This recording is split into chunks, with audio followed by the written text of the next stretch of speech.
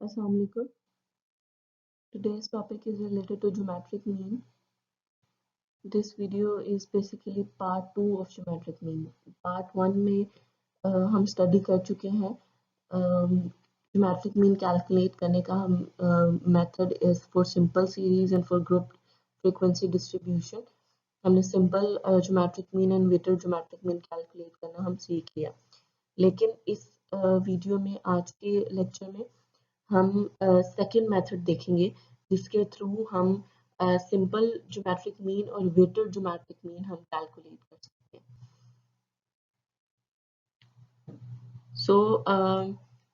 क्योंकि जो हमारे पास जो फर्स्ट मेथड हमने पढ़ा है ज्योमेट्रिक मीन कैलकुलेट करने का, क्योंकि उसमें अंडर रूट और अंडर रूट के पावर इन्वॉल्व है जो कि एक डिफिकल्ट मतलब एक्सप्रेशन है समझने के लिए. उसको थोड़ा अंडरस्टैंड करने के लिए सिंपल उसे फॉर्म में उस फॉर्मूला को ही उसी फॉर्मूला को कन्वर्ट किया गया है. तो आज हम उससे रिलेटेड क्वेश्चंस भी करेंगे और इसके अलावा हम properties of geometric mean study करेंगे. 3 प्रॉपर्टीज स्टडी करेंगे और उससे रिलेटेड हम फिर फर्दर क्वेश्चंस भी देखेंगे. तो हम सेकंड मेथड की तरफ देखते हैं कि ज्योमेट्रिक मीन कैलकुलेट करने का सेकंड मेथड क्या है. उसके लिए हम देखेंगे कि सिंपल ज्योमेट्रिक मीन जो है और वेटेड ज्योमेट्रिक मीन हम उसके फार्मूलाज जो है वो पहले पढ़ चुके हैं कि simple geometric mean is equal to under root x1 dot x2 and so on. Under root के बाहर आप पावर में n मेंशन करते हैं. इसी तरह वेटेड ज्योमेट्रिक मीन के केस में आप x1 की पावर f1 लेते हैं, उसे मल्टीप्लाई करते हैं x2 से, उसकी पावर f2 होती है एंड सो ऑन. और उसके बाहर अंडर रूट में आपके पास कैपिटल n होता है जो कि टोटल ऑफ फ्रीक्वेंसी के इक्वल है. तो अगर अगर हम इस सिंपल ज्योमेट्रिक मीन को स्मॉल जी और वेटेड ज्योमेट्रिक मीन को कैपिटल जी से शो करें और हम इसे फर्दर कन्वर्ट करें फॉर्मूला, इसी को फर्दर हम एक डिराइव किया हुआ है फॉर्मूला. मैं पूरी डेरिवेशन आपको नहीं बता रही हूँ, मैं सिर्फ उसके जो फाइनल फॉर्म है उस फॉर्मूला की वो बता रही हूँ कि अगर सिंपल ज्योमेट्रिक मीन को हम इस तरह लिख सकते हैं log ऑफ g के अगर हम दोनों साइड पे इस इक्वेशन के g is equal to x bar x1 x2 under root, इसका अगर हम log लें तो वो जो फॉर्म बनेगी वो कुछ इस तरह की बनेगी. log of g is equal to 1 over n summation log of x. तो इसमें बेसिकली आपको जो x की वैल्यूज गिवन होंगी आप उसका log लेंगे, log ऑफ x यानी आप कैलकुलेट करेंगे. उसके बाद आप log ऑफ x में जितनी भी वैल्यूज गिवन होंगी उसका समीशन यानी कि सम फाइंड आउट करेंगे और उसे डिवाइड कर देंगे टोटल नंबर ऑफ ऑब्जर्वेशन से. क्योंकि हमें खाली g से मतलब है, हमें खाली g रिक्वायर्ड है ज्योमेट्रिक मीन और हमें log ऑफ g रिक्वायर्ड नहीं है. तो उस log ऑफ g को हम ख़त्म करने के लिए हम खाली g में उसे कन्वर्ट करना है और उसके लिए आप क्या करेंगे, log को कन्वर्ट करेंगे एंटी log में. तो जब आप log को इक्वेशन के राइट साइड पर लेकर आएंगे तो वो एंटी log में चेंज हो जाएगा. फिर जो आपके पास ये टर्म होगी उसका जो भी आंसर आपके पास आएगा आप उसका एंटी log ले लेंगे. इसी तरह वेटेड ज्योमेट्रिक मीन की जो इक्वेशन यहाँ पे गिवन है, अगर आप इसका भी लॉग लेंगे बोथ साइड्स पे इक्वेशन का लॉग लेने के बाद जो फाइनल इक्वेशन बनती है वो कुछ इस तरह की बनेगी. log of g is equal to 1 over n summation f log of x. यानी इसमें सिर्फ जो डिफरेंस है सिंपल ज्योमेट्रिक मीन के मुकाबले में इस फॉर्मूला में डिफरेंस सिर्फ ये है कि आपने log ऑफ x तो उसी तरह कैलकुलेट करना है, लेकिन क्योंकि इसमें आपको फ्रीक्वेंसी भी गिवन होगी तो log ऑफ x कैलकुलेट करने के बाद जो नेक्स्ट स्टेप होगा आपने log ऑफ x के आंसर को आपने फ्रीक्वेंसी यानी कॉरेस्पॉन्डिंग फ्रीक्वेंसी से f की वैल्यू से मल्टीप्लाई करना है और मल्टीप्लाई करने के बाद आप f log of x calculate करेंगे और उसका सम लेंगे और उसको डिवाइड कर देंगे टोटल फ्रीक्वेंसी से यानी कैपिटल n से. और उसी तरह जैसे अभी इस फार्मूला में एक्सप्लेन किया कि हमें क्योंकि हमें रिक्वायर्ड है log ऑफ g या log of geometric mean required नहीं है, हमें सिर्फ g ज्योमेट्रिक मीन सिंपल हो या वेटेड ज्योमेट्रिक मीन हो, हमें सिर्फ वो रिक्वायर्ड है. तो जब आप log को राइट हैंड साइड पर लेकर आएंगे तो वो एंटी log में चेंज हो जाएगा और आप बाकी पूरी टर्म का जो है आप जो उसका आंसर आएगा आप उसका एंटी log ले लेंगे तो आपके पास वेटेड ज्योमेट्रिक मीन इस मेथड के थ्रू सेकेंड मेथड के थ्रू आप कैलकुलेट कर पाएंगे. तो सेकेंड मेथड के थ्रू अब हम क्वेश्चन सॉल्व करेंगे। यही क्वेश्चन जो है हम पार्ट 1 जो है उसमें हमने देखा है कि पार्ट 1 में जो ये क्वेश्चन है वो हमने डायरेक्ट मेथड से सॉल्व किया, डायरेक्ट फॉर्मूला में पुट करके। अब हम इसी को हम सेकेंड मेथड से सॉल्व करने की ट्राई करते हैं। तो ये आपको सिंपल सीरीज में 5 ऑब्जर्वेशनल वैल्यूज गिवन है, 4, 8, 3, 9 एंड 17, और आपको इसका ज्योमेट्रिक मीन फाइंड आउट। सबसे पहले आप एक कॉलम बना लेंगे x का, x की वैल्यूज उसमें लिखेंगे 4, 8, 3, 9 एंड 17, और उसके बाद अब आप उनका लॉग कैलकुलेट करेंगे, यानी लॉग ऑफ x कैलकुलेट करेंगे, और सेकंड कॉलम आप लॉग ऑफ x का बना देंगे। ये कॉलम बनाने के बाद अब आपने x की तमाम वैल्यूज का लॉग कैलकुलेट करना है। उसके लिए आप क्या करेंगे, कैलकुलेटर पे आप देखेंगे कि लॉग का बटन होगा, उस बटन को प्रेस करने के बाद आप फर्दर जो भी वैल्यू आपको x की वैल्यू होगी आप वो लिख देंगे। लॉग का बटन प्रेस किया, जैसे अब आपको 4 फाइंड आउट करना तो आप 4 प्रेस करेंगे तो लॉग ऑफ 4 आपके पास आ जाएगा, जो कि इक्वल है 0.6020 के। इसी तरह नेक्स्ट आप लॉग ऑफ 8 कैलकुलेट करेंगे कैलकुलेटर के थ्रू। लॉग 8 कैलकुलेटर पे लिखेंगे तो you will have 0.9030, log of 3 is equal to 0.4771, log of 9 is equal to 0.9542, and log of 17 is equal to 1.2304। log of x अब आपने तमाम वैल्यूज का कैलकुलेट कर लिया है, तो इसके बाद अब सेकंड स्टेप क्या है कि आपने इन तमाम वैल्यूज का जो log of x कैलकुलेट किया है अब आप इनको ऐड कर देंगे, इनका समीशन फाइंड आउट करेंगे। ऐड करने के बाद इन तमाम वैल्यूज को you will have summation log of x equal to 4.1667। क्योंकि अब आपके पास समीशन लॉग ऑफ x का आंसर भी आ गया है और n इज इक्वल टू 5 है, क्योंकि 5 ऑब्जर्वेशनल वैल्यूज आपको गिवन है, तो आप अब फॉर्मूला में वैल्यू पुट कर सकते हैं। log of g is equal to 1/n summation log of x, ये हम फॉर्मूला देख चुके हैं। तो इसमें समीशन log of x का हम अभी हमने लास्ट स्लाइड में हमने कैलकुलेट किया है कि वो इक्वल टू 4.1667 है। उसकी जगह उसकी वैल्यू लिख देंगे, n इज इक्वल टू 5, उसकी जगह उसकी वैल्यू हमने पुट कर दी है। उसके बाद अब हम इस टर्म को सॉल्व करने की कोशिश करेंगे, यानी 4.1667 divided by 5, you will have 0.83334 which is equal to log of g। अब हमें ये log खत्म करना है, यानी कि हमें इसको अब इक्वल के दूसरी साइड पर लेकर जाएंगे तो ये एंटी लॉग में कन्वर्ट हो जाएगा, यानी हम एंटी लॉग ऑफ 0.8334 लेंगे। तो अब हमने ये देखना है कि हम एंटी लॉग कैलकुलेटर पे किस तरह फाइंड आउट करेंगे। जिस तरह लॉग का बटन है तो आपको एंटी लॉग फाइंड आउट करने के लिए भी आप इसी बटन को यूज करेंगे, लेकिन उससे पहले लॉग का बटन प्रेस करने से पहले आप कैलकुलेटर को ऑन करेंगे। ऑन करने के बाद आप शिफ्ट का बटन आपको नजर आ रहा होगा, शिफ्ट का बटन प्रेस करेंगे। जैसे ही आप शिफ्ट का बटन प्रेस करेंगे तो आप कैलकुलेटर की स्क्रीन पर आपको एस लिखा हुआ छोटा सा नजर आएगा, जो कि ये प्रिडिक्ट कर रहा है कि आप एस को यानी शिफ्ट का जो मोड है आपने उसे ऑन कर लिया है। ऑन करने के बाद आप फिर से आप वही लॉक का बटन प्रेस करेंगे, तो अब जो है आपके पास वो एंटी लॉग वाला साइन जो है कैलकुलेटर की स्क्रीन पर आपको बना हुआ नजर आएगा। अब आपको खाली लॉग लिखा हुआ नजर नहीं आएगा, क्योंकि आपने शिफ्ट और उसके बाद लॉग प्रेस किया है, तो वो अब एंटी लॉग में कन्वर्ट हो गया है। और जैसे ही वो कन्वर्ट हो जाए उसके बाद आप डायरेक्ट वैल्यू पुट करेंगे 0.8334, और वो लिखने के बाद आपके पास ज्योमेट्रिक मीन आ जाएगा, सिंपल ज्योमेट्रिक मीन जो कि है 6.81। और अगर आप पार्ट 1 के लेक्चर को देखेंगे तो उसमें भी हमने यही क्वेश्चन सॉल्व किया, और सेम क्वेश्चन से हमने सेम आंसर ही हमने फर्स्ट मेथड से भी हमने 6.81 अचीव किया है, और सेकंड मेथड भी हमें सेम ही आंसर दे रहा है। Next question, calculate the weighted geometric mean from the following data।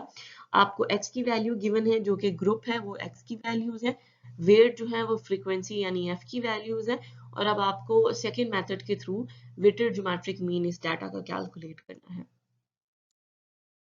उसके लिए सबसे पहले आप क्या करेंगे, जो आपको x एंड f की वैल्यूज गिवन है उसे आप कॉलम की फॉर्म में, टैबुलर फॉर्म में आप उसे लिख लेंगे। लिखने के बाद आपका जो फर्स्ट स्टेप होगा वो क्या है कि आपने log of x कैलकुलेट करना है, जैसे अभी हमने लास्ट क्वेश्चन में भी किया है। लॉग ऑफ एक्स कैलकुलेट करेंगे, जैसे आप लॉग ऑफ 118 कैलकुलेट करेंगे तो आंसर आएगा 2.0718। Log of 120 is equal to 2.0791। Log of 97 is equal to 1.9867। log of 107 is equal to 2.0293 and so on। इसी तरह आप तमाम वैल्यूज को आप log of x कैलकुलेट कर लेंगे।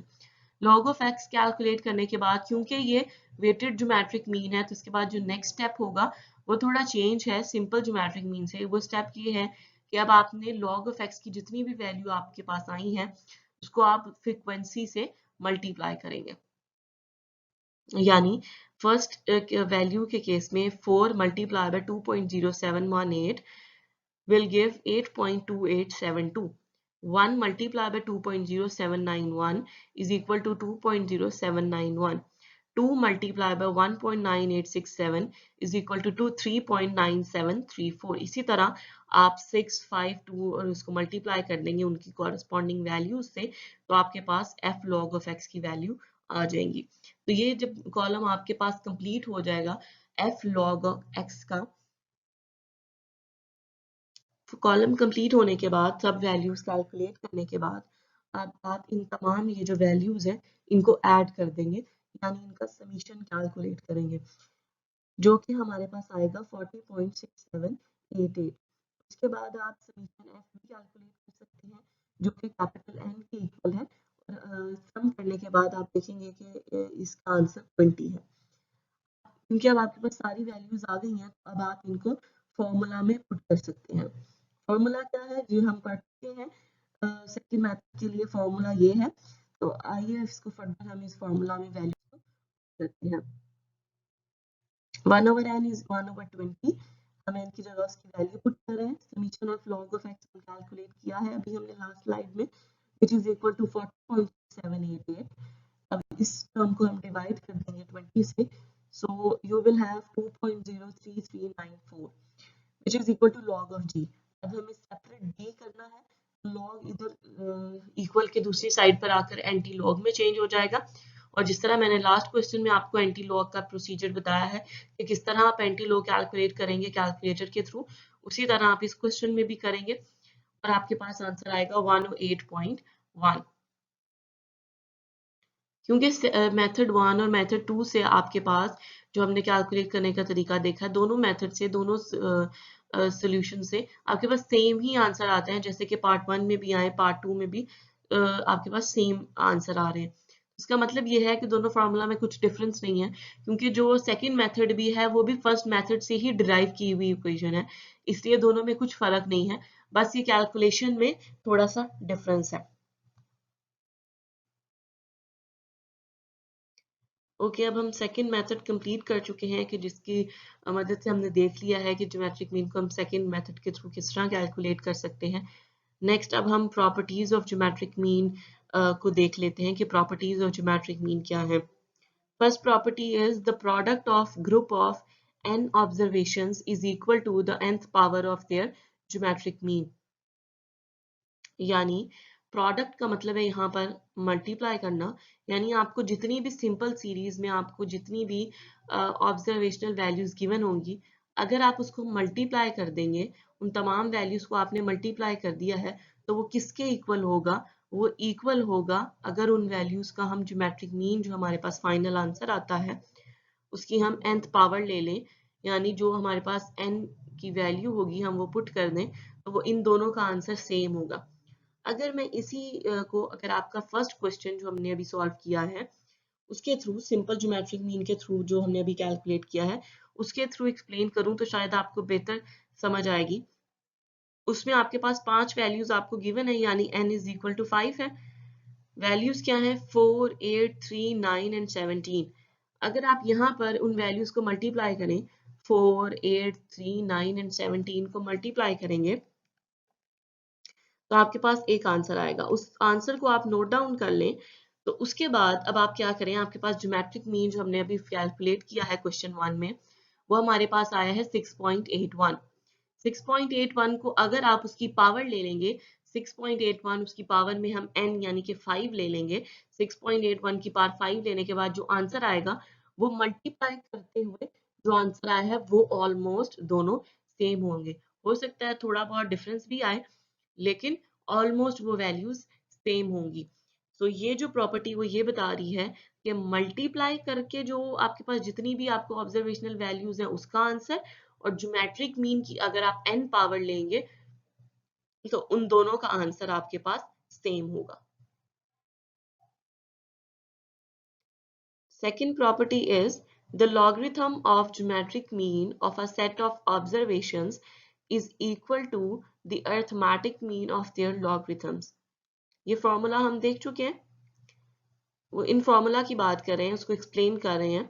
उसको किस तरह एक्सप्लेन कर रहे हैं कि अगर आपको जो set of observational values given है, आप उनका लॉग कैलकुलेट करते हैं, यानी लॉग ऑफ जी लेते हैं, तो लॉग ऑफ जी किसके इक्वल है? तो बेसिकली वो ये बता रहा है कि ये जो टर्म है ये इक्वल है उन तमाम ऑब्जर्वेशनल वैल्यूज की अर्थमेटिक मीन के लॉगरिथम के इक्वल है। वो किस तरह? अगर आप अर्थमेटिक मीन का फॉर्मूला रिकॉल करते हैं तो आपको याद आएगा कि अर्थमेटिक मीन का फॉर्मूला है समीशन एक्स ओवर एन। और अगर अब आप इस फॉर्मूला को देखें तो सिर्फ एक ही फर्क है इसमें कि समीशन एक्स के दरमियान लॉग है, यानी आप x को सम करने से पहले आप उसको क्या करते हैं, आप उनका लॉग लेते हैं। तो वो इसी बात को लिख रहा है कि logarithm of g is equal to the arithmetic mean of their logarithms, कि उन वैल्यूज का हम लॉगरिथम ले और अर्थमेटिक मीन जब उनका कैलकुलेट कर लें तो वो लॉग ऑफ g के इक्वल है। तो बेसिकली वो इसी फॉर्मूला को स्टेटमेंट फॉर्म में वो एक्सप्लेन कर रहा है। इसी तरह वेटेड ज्योमेट्रिक मीन के केस में भी हम ये फॉर्मूला पढ़ा है। तो अगर आप वेटेड अर्थमेटिक मीन का फॉर्मूला रिकॉल करें तो वो इक्वल है summation f x over n. इस फॉर्मूला में अब क्या डिफरेंस है? समीशन एफ एक्स की बजाय यहाँ पर है summation f log x over n, इसी तरह है जैसे कि हमारे पास वेटेड अर्थमेटिक मीन के केस में था। सो बेसिकली जो डिफरेंस है वो सिर्फ इस लॉग का आ रहा है अर्थमेटिक मीन के मुकाबले में, बाकी वही अर्थमेटिक मीन की वैल्यू है, इसलिए वो लिख रहा है कि ये इक्वल है अर्थमेटिक मीन के लॉगरिथम्स के। Third property is if G1, G2 be the geometric means of the several groups having n1 and 2 observations respectively, then geometric mean of the composite group is given by their weighted geometric mean। यानी अगर आपको x की values नहीं given, आपको n की values given है और आपको ज्योमेट्रिक मीन गिवन है, आपको सपोज आपको तीन सेट ऑफ वैल्यूज आपको ज्योमेट्रिक मीन गिवन है कि G1 ये है, G2 ये है, G3 ये है, और उसके कॉरस्पॉन्डिंग आपको उसकी ऑब्जर्वेशनल वैल्यूज भी दी गई हैं। यानी आपको बताया गया है कि जो ज्योमेट्रिक मीन 1 है उसके कॉरस्पॉन्डिंग जो ऑब्जर्वेशनल वैल्यूज हैं वो n1 है। इसी तरह जो आपके पास ज्योमेट्रिक मीन 2 है उसके कॉरस्पॉन्डिंग जो ऑब्जर्वेशनल वैल्यूज हैं वो n2 हैं, और इसी तरह जो आपके पास ज्योमेट्रिक मीन 3 है उसके कॉरस्पॉन्डिंग जो ऑब्जर्वेशनल वैल्यूज हैं उसे आप n3 कह रहे हैं। तो अगर इन तमाम अब तीनों ज्योमेट्रिक मीन से अब आपको एक कंपोजिट इसका मिला हुआ अगर एक ज्योमेट्रिक मीन फाइंड आउट करना हो तो उसे हम उस टर्म को कह रहे हैं कंपोजिट ज्योमेट्रिक मीन। या आपको 3, 4, 5 एंड सो ऑन आपको geometric mean different geometric means given है, और उन तमाम ज्योमेट्रिक मीन को अब आपने इकट्ठा करके अब उनका मर्ज करके एक ज्योमेट्रिक मीन कैलकुलेट करना है। तो उसके लिए जो फॉर्मूला है वो यहाँ पर मेंशन किया गया है। So composite geometric mean G यानी capital G is equal to under root n capital N, और अंदर आप क्या लिखेंगे अंडर रूट के अंदर G1 पावर में n1 multiply by G2 power n2 and so on. यानी ये फॉर्मूला आपके पास है composite geometric mean find out करने का। तो दरमियान में अब आप G1 लिखेंगे, G2, G3 जितनी भी आपको ज्योमेट्रिक मीन्स गिवन होंगे, और उनकी पावर में जो आपको उनकी observational values n1, n2 and n3 given होंगी आप वो लेंगे उनकी पावर में, और अंडर रूट के बाहर आप पावर में क्या लेंगे कैपिटल N, और वो कैपिटल N किसके इक्वल होगा? वो कैपिटल N इक्वल होगा जितनी भी आपको n1, n2, n3 गिवन होंगे आप उन सबको प्लस कर देंगे तो आपका कैपिटल N के इक्वल होगा। अब इस फॉर्मूला को भी हम इसका लॉग लेकर इसको सिंपल फॉर्म में कन्वर्ट कर सकते हैं। तो सिंपल फॉर्म में कन्वर्ट करने के बाद इसका फॉर्मूला बनेगा फाइनल वो क्या होगा, log of g is equal to 1/n summation n log of g। यानी जितनी भी आपको log of g की वैल्यूज गिवन होंगी, g की वैल्यूज सॉरी गिवन होंगी, आप उनका log फाइंड आउट करेंगे और फिर उनको उसके कॉरस्पॉन्डिंग n से मल्टीप्लाई कर देंगे और उसके बाद आप उन तमाम वैल्यूज को प्लस कर देंगे क्योंकि समीशन का साइन है, और प्लस करने के बाद अब उसको डिवाइड कर देंगे टोटल नंबर ऑफ ऑब्जर्वेशन से कैपिटल एन से। हम अभी इसका फर्दर एक क्वेश्चन देखेंगे जिससे आपको ये कंपोजिट ज्योमेट्रिक मीन की टर्म बहुत अच्छे से एक्सप्लेन हो जाएगी। Next question is the geometric mean of 10 observations on a certain variable was calculated to be 16.2. It was later discovered that one of the observations was wrongly recorded as 12.9 when in fact it was 21.9. Apply correct correction and calculate the correct geometric mean. अभी इसके question में क्या है, आपको x की कोई value नहीं given, आपको direct geometric mean find out करके बता दिया गया है जो कि 16.2 है, और उन्होंने कहा है कि हमने ये 10 वैल्यूज हमें गिवन थी, उन 10 वैल्यूज का जो ज्योमेट्रिक मीन है वो 16.2 है। लेकिन उन्होंने कहा कि उन्हें बाद में जब उन्होंने ऑब्जर्व किया तो उन्हें एक अपनी गलती पता चली कि उन्होंने जब इन 10 वैल्यूज में से एक वैल्यू को 12.9 लिया है, हालांकि जो एक्चुअल वैल्यू थी वो 21.9 थी। तो क्वेश्चन में अब आपने क्या करना है, उस 12.9 वैल्यू को खत्म करना है और ऐड करना है 21.9 को, ताकि जो ज्योमेट्रिक मीन 16.2 आया है वो हम करेक्ट कर सकें, क्योंकि ये करेक्ट नहीं है, ये 12.9 के साथ आया है, लेकिन हमें 21.9 के साथ हमें डाटा कैलकुलेट करना है ज्योमेट्रिक मीन का। तो हमें बेसिकली इसका ज्योमेट्रिक मीन जो है इसको करेक्ट करना है। इसका सोल्यूशन देखते हैं। 10 geometric mean of 10 observation is equal to 16.2. When the incorrect 12.9 is replaced by the correct 21.9. अब हम इसे रिप्लेस करना है, तो रिप्लेस करने के बाद जो फॉर्म बनेगी वो कुछ इस तरह की बनेगी, जैसे कि हम ने देखा है प्रॉपर्टी नंबर 1 में कि वो जो जी एन की टर्म थी कि ज्योमेट्रिक मीन की पावर आप एन लेते हैं, वो यहाँ पर यूज हो रही है कि ज्योमेट्रिक मीन की पावर 16.2, ज्योमेट्रिक मीन की पावर आप एन ले रहे हैं और एन क्या है 10, तो क्या आपको गिवन है, और क्योंकि 12.9 आपको नहीं चाहिए क्योंकि वो गलत वैल्यू है, उसको आप डिवाइड कर रहे हैं और मल्टीप्लाई कर रहे हैं 21.9 को, क्योंकि ये सही वैल्यू है, ये आपको अब रिक्वायर्ड है। अब इसके बाद ये फॉर्मूला बनाने के बाद अगर आप दोनों साइड पे अब इसका लॉग ले लेंगे तो कुछ इस तरह की टर्म बन जाएगी, log of g10 is equal to log of आगे तमाम वैल्यूज। अब लॉग को सॉल्व करने का यहाँ पर फर्दर कुछ रूल्स हैं, तो फर्दर इस इक्वेशन को अब हम सिंप्लीफाई करते हैं और इसे सॉल्व करने की कोशिश करते हैं। सबसे पहले अगर आप इस साइड को देखें, log g में पावर 10, इसको हम लिख सकते हैं 10 log of g। इसको क्यों लिख सकते हैं 10 log of g, हालांकि वो तो पावर में है, g के पावर में 10 लिखा गया है, उसे हम इसलिए लिख सकते हैं 10 log of g क्योंकि log की ये प्रॉपर्टी होती है कि वो जो पावर में चीज होती है उसे स्टार्ट में ले आता है, उसे स्टार्ट में पावर को खत्म करके वो उसे उसके साथ मल्टीप्लाई कर देता है। तो इसलिए हम ये जो 10 है उसको हम स्टार्ट में log से पहले लिख देंगे और वो इसके साथ मल्टीप्लाई हो जाएगा, तो ये बन जाएगा 10 log of g। सो ये साइड तो हमने देख ली है। नेक्स्ट अभी साइड को देखते हैं, इसमें भी जो 16.210 है उसको तो हम बिल्कुल इसी तरह पावर का रूल अप्लाई करते हुए log की पावर का 10 को स्टार्ट में ले आएंगे और log of 16.2 इसी तरह रहेगा। अब log की एक ये भी प्रॉपर्टी होती है, जब आपने log, अब क्योंकि log तीनों वैल्यूज के साथ है, अब आपने इन तीनों वैल्यूज में वो log डिवाइड करना है, तो वो किस तरह होगा, जो वैल्यू मल्टीप्लाई हो रही है जैसे कि 21.9 उसके साथ प्लस का साइन आएगा, और जो वैल्यू डिवाइड हो रही है जो कि है 12.9 उसके साथ माइनस का साइन आएगा।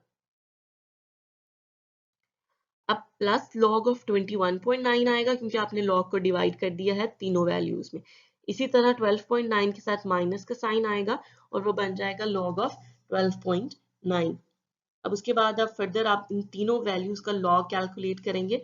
log of 16.2 is equal to 1.2095, log of 21.9 is equal to 1.3404 and log of 12.9 is equal to 1.1105।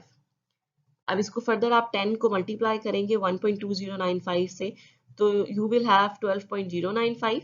इसके बाद अब इन दो वैल्यूज को प्लस करेंगे 13.4354 एंड माइनस करेंगे इस वैल्यू को 1.1105 से तो यू विल हैव 12.3249। क्योंकि अब इक्वेशन के साइड पे आपके पास 10 log ऑफ g है तो इस ये जो 10 मल्टीप्लाई हो रहा है जब आप इसको इक्वल के इस साइड पर लेकर आएंगे तो ये जो मल्टीप्लाई हो रहा है वो अब डिवाइड हो जाएगा। डिवाइड होने के बाद 12.3249 divided by 10 is equal to 1.23249। अब हमें पता है कि हमें जो रिक्वायर्ड है वो सेपरेट हमें g कैलकुलेट करना है। हमें इस लॉग को फिर हम एंटी लॉग में कन्वर्ट कर देंगे। एंटी लॉग में कन्वर्ट करके यानी कि इक्वल के इस साइड पर आएगा और हम एंटी लॉग ले लेंगे 1.23249 का। और एंटी लॉग का प्रोसीजर मैं आपको कैलकुलेटर से फाइंड आउट करने का बता चुकी हूँ। बिल्कुल उसी तरह आप जब फाइंड आउट करेंगे तो ज्योमेट्रिक मीन जो अब हमारे पास करेक्ट ज्योमेट्रिक मीन आया है वो है 17.08। जो हमारे पास क्वेश्चन में गिवन था वो था 16.2 और वो गलत था। हमने क्या किया, हमने 12.9 को हमने उस डाटा में से खत्म करके उसमें ऐड कर दिया 21.9 ताकि हमारे पास करेक्ट ज्योमेट्रिक मीन आ जाए जो कि है 17.08। नेक्स्ट ये जो क्वेश्चन अब हम देखने जा रहे हैं ये क्वेश्चन जो हमने प्रॉपर्टी नंबर 3 स्टडी की है ये उससे रिलेटेड है। Three groups of observations contain 8, 7 and 5 observations. Their geometric means are 8.52, 10.12 and 7.75 respectively. Find the geometric mean of the 20 observations in the single group formed by pooling the three groups. यानी अब आपको तीन geometric mean given है, ये G1 है, ये G2 है and this is G3 और उसके कॉरेस्पॉन्डिंग ये N1 है, ये N2 है एंड ये N3 है। ये जो 20 ऑब्जर्वेशंस गिवन है ये कैपिटल N है और ये उन्होंने किस तरह फाइंड आउट किया कि 8, 7 एंड 5। अगर आपको ना भी गिवन हो तो आप खुद कैलकुलेट कर सकते हैं 8 + 7 + 5 is equal to capital N which is 20। Further अब इसका सोल्यूशन देख लेते हैं कि इसको किस तरह हम सॉल्व करेंगे और कंपोजिट ज्योमेट्रिक मीन का फॉर्मूला यूज करते हुए। सबसे पहले डाटा आपने लिख लिया है जो जो आपको वैल्यूज गिवन है। एन आप N1 + N2 + N3 से आप कैपिटल N आपने कैलकुलेट कर लिया और गिवन भी है आपको फॉर्मूला। आप कंपोजिट ज्योमेट्रिक मीन का लॉग की फॉर्म में जो फॉर्मूला गिवन था आप वो फॉर्मूला भी लिख लेंगे क्योंकि इसमें आपने लॉग ऑफ जी कैलकुलेट करना है, उसको मल्टीप्लाई करना है n से और फिर उन तमाम वैल्यूज को आपने प्लस करना है। तो बेसिकली आपने n लिखा है first value N1 8 multiply by log of 8.52। ये एक टर्म हो गई। क्योंकि हमें इनका समीशन फाइंड करना है तो प्लस का साइन डालेंगे। Second value N2 7 multiply by 10 log of 10.12। Third value plus करेंगे और उसके बाद third value is 5 multiply by log of 7.75। तो हमारे पास ये इक्वेशन बन गई है और n की जगह कैपिटल N की जगह उसकी वैल्यू हम पुट कर देंगे which is equal to 20। Further इसको हम सिंप्लीफाई और सॉल्व करने की कोशिश करते हैं। ये हमारे पास फॉर्म बनी है इक्वेशन की। वो किस तरह बनी है कि आपने जो लॉग कैलकुलेट करने थे वो आपने लॉग कैलकुलेट करने के बाद वो यहाँ पर लिख दिए हैं। लॉग ऑफ जो फर्स्ट वैल्यू थी 0.93 उसको लेने के बाद आपके पास जो आंसर आया है वो है 0.9304। लॉग ऑफ G2 जो आपने फाइंड किया उसके बाद आपके पास आंसर आया है 1.0051 और थर्ड जो आपने लॉग कैलकुलेट किया है थर्ड ज्योमेट्रिक मीन का उसके बाद आपके पास आंसर आया है 0.8893। और उसके बाद अब आपने क्या करना है, अब आप उन्हें n से मल्टीप्लाई कर देंगे क्योंकि आप लॉग फाइंड आउट कर चुके हैं। n से मल्टीप्लाई कर देंगे 8 multiply by 0.9304, 7 multiply by 1.0051, 5 multiply by 0.8893। तो आपके पास ये वैल्यूज आ जाएंगी। अब इन तीनों वैल्यूज को आप ऐड कर देंगे, इनका सम फाइंड आउट करेंगे। सम फाइंड आउट करेंगे तो आपके पास वैल्यू आएगी 18.9254 एंड उसको अब आप डिवाइड कर देंगे 20 से, तो आपके पास log of g is equal to 0.94627। और हमें पता है हर क्वेश्चन में हमने एंटी लॉग एंड पे फाइंड आउट किया है क्योंकि हमें सिंपल g से कंसर्न है। लॉग इस साइड पर इक्वल क्या आएगा तो एंटी लॉग में कन्वर्ट होगा।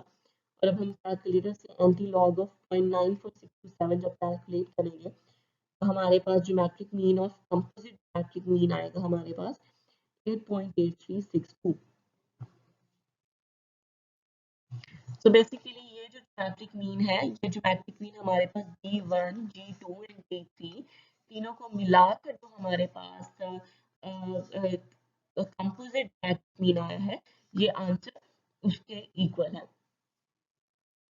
सो बेसिकली कि जिसमें आपको ये फॉर्मूला, ये प्रॉपर्टी कब यूज हो रही है, जिसमें आपको x की वैल्यूज, ऑब्जर्वेशनल वैल्यूज नहीं गिवन और आपको G1, G2 different geometric mean calculate करके दिए गए हैं और कहा गया है अब इन ज्योमेट्रिक मीन से मिलाकर सिर्फ आपने एक ज्योमेट्रिक मीन इनका फाइंड आउट करना है, तो आप इस मेथड के थ्रू कर सकते हैं। So this is all from today's lecture. कोई भी आपका क्वेश्चन होगा geometric mean part 1 and part 2 से रिलेटेड, हम उसे अपने ऑनलाइन सेशन में डिस्कस कर लेंगे। और आप इन क्वेश्चन को ज़रूर एक दफ़ा, यहाँ पर सॉल्व्ड है लेकिन एक दफ़ा लाजमी आपने अपनी नोटबुक पे, अपने रजिस्टर पे, अपने पेजेस पे अपने खुद आपने ज़रूर इन क्वेश्चन को कॉपी करें और इनको खुद कैलकुलेटर से आपने सॉल्व ज़रूर करना है। अपने क्वेश्चन को कॉपी करें अपने पेज पे और फिर उनको खुद भी सॉल्व करने की सोल्यूशन से उनका सोल्यूशन खुद करने की कोशिश करें कैलकुलेटर के साथ, ताकि आपको इनको समझने में ज़्यादा आसानी हो। इनको सॉल्व आपने लाजमी करना है। Okay, this is it from today's lecture. Thank you very much.